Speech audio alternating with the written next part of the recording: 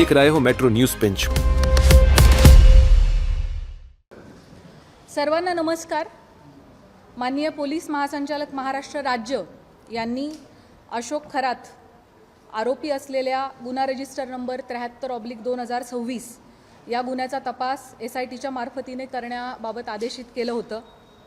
त्यानुसार दिनांक 20 मार्च 2026 या तारखेपासून तो गुन्हा आणि त्याशिवायचे 10 गुन्हे असे एकूण 11 गुन्हे SITकडे तपासाला आहेत। सदर विशेष तपास पथकामध्ये तपास अधिकारी म्हणून 2 पोलीस उपअधीक्षक आहेत, जे माझ्यासोबत दोघंही इथं उपस्थित आहेत।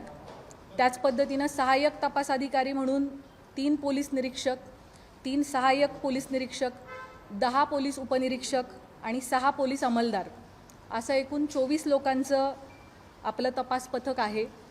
त्यापैकी काही लोक इथं उपस्थित आहेत, काही लोक उपस्थित राहू शकलेले नाही आहेत। अशोक खरात याच्या विरुद्ध नाशिक आणि नगर जिल्हा या दोन्हींमध्ये मिळून एकूण 12 गुन्हे दाखल झालेले आहेत, ज्यामध्ये अशोक खरात आरोपी आहे।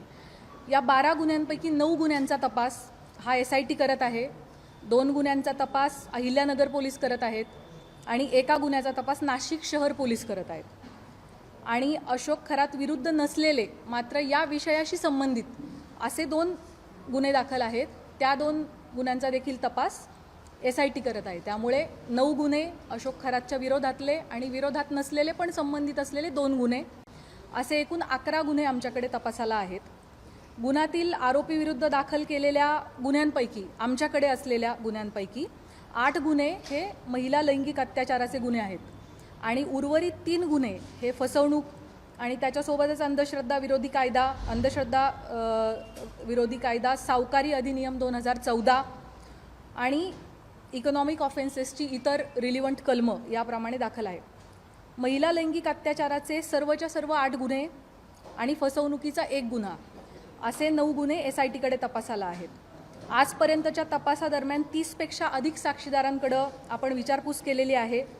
साक्षीदारांकडं आणि पीडितेंकडं आपण जी चौकशी केली त्यातून आरोपी हा पीडित व्यक्ती आणि कुटुंबाच्या श्रद्धेचा गैरफायदा घेत होता, त्यांना भीती दाखवत होता, खडे, चिंचोके, रुद्राक्ष, पूजा विधी इत्यादी गोष्टींच्या माध्यमातून त्यांच्याकडून पैसा उकळत होता, महिलांना स्वतःकडे दैवी शक्ती असल्याचं भासवत होता, त्यांच्या कुटुंबियांच्या मृत्यूची भीती दाखवून त्यांना बदनामी करण्याची धमकी देऊन त्यांचं लैंगिक शोषण करत होता। त्याच पद्धतीनं ईशान्येश्वर मंदिराच्या परिसरात अंधारामध्ये हातचलाखीनं स्वतःकडे दैवी शक्ती असल्याचं भासवून समाजामध्ये सातत्यानं अंधश्रद्धा पसरवण्याचं कामही करत होता, असं आपल्याला निष्पन्न होतंय। महिला अत्याचाराच्या संदर्भाने दाखल 8ही गुन्ह्यांमध्ये पीडिता आणि त्यांचे कुटुंबीय हे अतिशय धाडसाने समोर आलेले आहेत आणि त्यांनी फिर्याद दाखल केली आहे, त्याच्यामुळेच आपण आरोपीवरती कायदेशीर कारवाई करू शकत आहोत।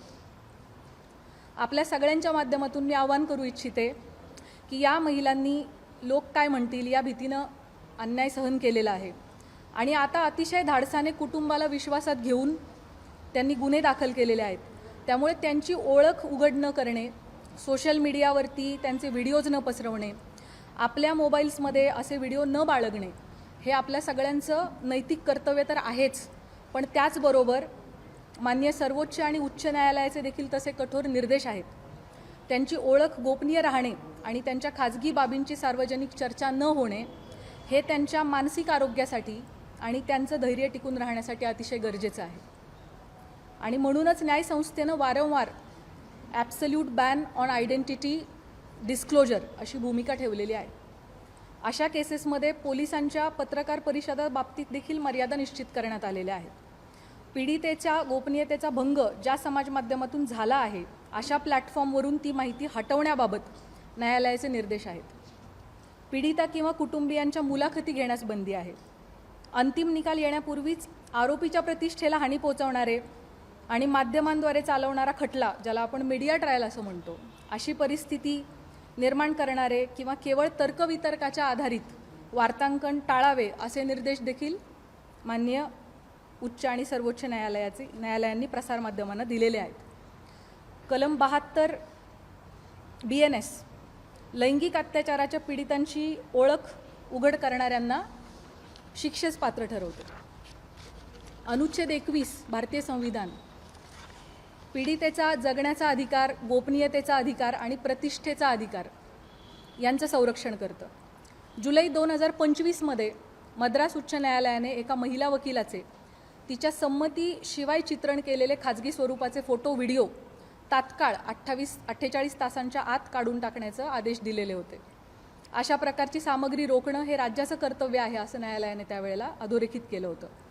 SITकडे असणाऱ्या गुन्ह्यांमधील पीडितांचे आक्षेपार्ह व्हिडिओ जे आहेत, जे प्रसारित झाले होते, त्याच्या एकूण 4650 लिंक्स SITच्या सायबर टीमने, आपली जी टीम आहे 24 लोकांची, यामध्ये 4 लोकांची सायबर टीम आहे, या सायबर टीमचं पूर्ण वेळ कर्तव्य हे होतं की प्रत्येक काही मिनिटांनी काही नवीन अपलोड झालं आहे का ते शोधणं आणि त्याला रिपोर्ट करणं. सो आपली ही जी SITची सायबर टीम आहे तिने महाराष्ट्र सायबरच्या मदतीनं आत्तापर्यंत 4650 लिंक्स ह्या डिलीट करून घेतलेल्या आहेत. त्याच पद्धतीने सोशल मीडियावरती आक्षेपार्ह पोस्ट पुन्हा पुन्हा टाकणाऱ्या एकूण 451 अकाउंटला कायमस्वरूपी काढून टाकण्यात आलेलं आहे. पीडितांचे आक्षेपार्ह व्हिडिओ प्रसारित केल्याप्रकरणी आत्तापर्यंत 2 गुन्हे देखील दाखल झालेले आहेत. सदरचे गुन्हे हे सातपूर पोलीस स्टेशन नाशिक शहर आणि कोपरगाव पोलीस स्टेशन अहिल्यानगर या ठिकाणी दाखल असून संबंधित घटकच त्याचा तपास करत आहेत आणि त्यामध्ये आजपर्यंत एकूण 6 आरोपींना अटक देखील करण्यात आलेली आहे. दिल्ली उच्च न्यायालयाने अलीकडेच एका विनयभंगाच्या प्रकरणाशी संबंधित बदनामीकारक स्वरूपाच्या सोशल मीडिया पोस्ट्स काढून टाकण्याचे आदेश दिलेले आहेत आणि आरोपीची प्रतिष्ठा जपण्यासाठी आणि त्याला निपक्ष सुनावणी मिळण्याची खात्री करण्यासाठी न्यायालयानं ही स्टेप घेतली होती. SITकडे असणारे सर्वच तपास हे अतिशय संवेदनशील प्रकारचे असल्यामुळे त्याविषयीची जी माहिती आपल्याला सांगणं शक्य आहे ती माहिती मी आपणास याद्वारे दिलेली आहे. आपल्या सगळ्यांच्या मनामध्ये या प्रकरणाविषयी अनेक प्रश्न आहेत, मला त्याची पूर्णतः कल्पना आहे. त्यापैकी बहुतांश प्रश्नांना स्पर्श करण्याचा मी प्रयत्न केलेला आहे. या प्रकारच्या गुन्ह्यामध्ये BNS सेक्शन 93 BNSS प्रमाणे गुन्हा दाखल झाल्यापासून 60 दिवसांच्या आत आपल्याला दोषारोपपत्र दाखल करणं आवश्यक असतं. आपल्याकडचा या प्रकारचा पहिला गुन्हा हा नाशिक शहरामध्ये 17 मार्च 2026 रोजी दाखल झालेला आहे आणि SITकडे त्याचा तपास 20 तारखेला आला, 3 दिवसानंतर. त्याचे ऑलरेडी 20 दिवस संपलेले आहेत आणि आणखी 40 दिवस अवधी आपल्या हातामध्ये आहे पहिल्या गुन्ह्यासाठी आणि उरलेले जे 7 गुन्हे आहेत ते देखील पुढच्या आठवडाभराच्या कालावधीमध्ये दाखल झालेले आहेत. त्यामुळे 40 दिवसानंतर पुढच्या आठवडाभरात या उरलेल्या सगळ्या गुन्ह्यांचं देखील डेडलाईन जी आहे ती जवळ येते. त्यामुळे असं आपण म्हणू शकतो की 40 ते 45 दिवसांमध्ये या 8 गुन्ह्यांचा तपास आपल्याला पूर्ण करणं आवश्यक आहे. तरी या सर्व गुन्ह्यांमध्ये चांगले पुरावे गोळा करून तपास वेळेत पूर्ण करण्याची SITचे प्रयत्न सुरू आहेत. त्यासाठी सर्वतोपरी प्रयत्न संपूर्ण टीम करत आहे. आपल्या सर्वांना विनंती आहे की पीडितांना कोणत्याही प्रकारे मनस्ताप होणार नाही याची समाज म्हणून आपण सगळ्यांनी काळजी घेऊयात. तुमच्या माध्यमातून हे आव्हान, ही विनंती मी सर्वांना करू इच्छिते. आपल्या मनामध्ये पदाधिकारी, अधिकारी यांना SITकडून बोलवण्यात येणार आहे का, किंवा अमुकला आपण का बोलवले नाही, कधी बोलवणार आहे, अशा प्रकारचे देखील अनेक शंका आणि प्रश्न असू शकतात.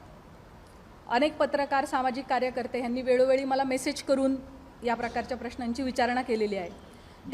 त्याबाबत मी सांगू इच्छिते की आपल्याकडे दाखल गुन्ह्यामध्ये फिर्यादी आणि साक्षीदार जे सांगतात त्याच्या अनुषंगाने तपास होत असतो. तपासादरम्यान जे पुरावे समोर येतात त्याप्रमाणे पुढील तपास केला जातो. पुराव्याच्या आधारे कोण व्यक्ती सहआरोपी आहे का हे पाहिले जाते. त्यानुसार त्याची चौकशी आणि त्याच्यावरची इतर कायदेशीर कारवाई केली जाते. त्यामुळे या गुन्ह्यांच्या बाबतीमध्ये देखील हा गुन्हा घडण्यासाठी मुख्य आरोपी सोडून इतर कोणी कारणीभूत ठरलं आहे का, कोणी याची इकोसिस्टीम निर्माण करण्यामध्ये सहाय्यभूत ठरलेलं आहे का, या अंगाने सुद्धा आपण तपास करत आहोत. या गुन्ह्यांची पार्श्वभूमी तयार करण्यासाठी कोणी मदत केली आहे का, याबाबत पुराव्यानिशी जर आपल्याला निष्पन्न झालं तर त्याविषयी निश्चित कायदेशीर कारवाई केली जाईल. त्याबाबत आपण कोणीही मनामध्ये कुठल्याही पद्धतीची शंका कृपया बाळगू नये. गेले 17 दिवस SIT या गुन्ह्यांचा तपास करत आहे. आमचा तपास अजूनही सुरू आहे. त्यामुळे बहुतांश प्रश्नाची उत्तरं मी दिलेली आहेत. काही प्रश्न कदाचित अनुत्तरित राहिलेले असतील, परंतु जसजसा तपास पुढे जाईल तशी तशी आपल्याला त्या प्रश्नांची पण उत्तरं मिळतील. महत्त्वाच्या टप्प्यांवरती SITकडून आपल्याला ब्रीफिंग दिले जाईल. चार्जशीट दाखल होईपर्यंत आपल्याला या प्रकरणाची गोपनीयता बाळगणं अतिशय आवश्यक आहे. तरी मी आपल्या सगळ्यांकडून सहकार्याची अपेक्षा बाळगते. यापूर्वी अशोक खरात याला पहिल्या गुन्ह्यामध्ये एकूण 14 दिवस पोलीस कोठडी मिळाली होती. ती दिनांक 31 रोजी संपली. दिनांक 1/4/2026 रोजी आपण दुसऱ्या गुन्ह्यात त्याला अटक केली आणि न्यायालयासमोर हजर केलं. दिनांक 2 पासून 7 दिवसांची पोलीस कोठडी उद्या दिनांक 8/4/2026 पर्यंत माननीय न्यायालयाने मंजूर केलेली आहे. आता यानंतर पुढील गुन्ह्यामध्ये पोलीस कोठडी आपल्याला मिळावी यासाठी आपण माननीय न्यायालयाला विनंती करणार आहोत. या दरम्यान तुम्हाला माहीत आहेच की काही कारणांसाठी आपण VC द्वारे न्यायालयामध्ये आरोपीला हजर करण्याची परवानगी मागितली होती आणि मागच्या हिअरिंगच्या वेळेला माननीय न्यायालयाने तशी परवानगी आपल्याला दिली होती. खरातच्या आर्थिक व्यवहार, प्रॉपर्टीज इत्यादींच्या अनुषंगाने देखील आपल्या मनात भरपूर प्रश्न आहेत, त्याची मला कल्पना आहे. त्याबाबत मी सांगू इच्छिते की या प्रकरणामध्ये ईडीने दखल घेतलेली आहे. ईडीने विशेष तपास पथकाला जी माहिती मागितली आहे आमच्याकडून, ती सगळी माहिती आम्ही त्यांना पुरवलेली आहे आणि भविष्यात देखील ईडीला आमचे पूर्णपणे सहकार्य असणार आहे. भारतीय राज्यघटनेच्या कलम 51 मध्ये भारतीय नागरिकांची मूलभूत कर्तव्ये सांगितलेली आहेत. त्यामध्ये वैज्ञानिक दृष्टिकोन आणि चौकस बुद्धीचा विकास करणे हे आपल्या सगळ्या नागरिकांचे मूलभूत कर्तव्य आहे असं आपलं संविधान सांगतं. या निमित्ताने भविष्यात अंधश्रद्धेपोटी महिलांचं शोषण घडू नये, कोणीही कुठल्याही बंधूच्या फसवणुकीला समाजाने बळी पडू नये, यासाठी सतर्क आणि चौकस राहण्याचं आव्हान मी आपल्या मार्फतीने सर्व नागरिकांना करू इच्छिते.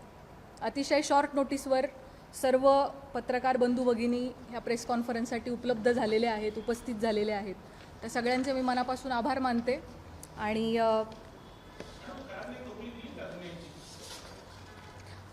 मी जसं सुरुवातीलाच सांगितलं की या गुन्ह्यांच्या बाबतीमध्ये मला जी माहिती आपल्याला सांगणं शक्य आहे ती माहिती मी आपल्यासमोर मांडलेली आहे. त्यामुळे आपल्या सगळ्यांनी या गोष्टीची सहकार्य करावे की जोपर्यंत चार्जशीट दाखल होत नाही त्याबाबत काही तपासातल्या बाबींची गोपनीयता ठेवणं आपल्यासाठी अतिशय आवश्यक आहे. आपल्या सगळ्यांचे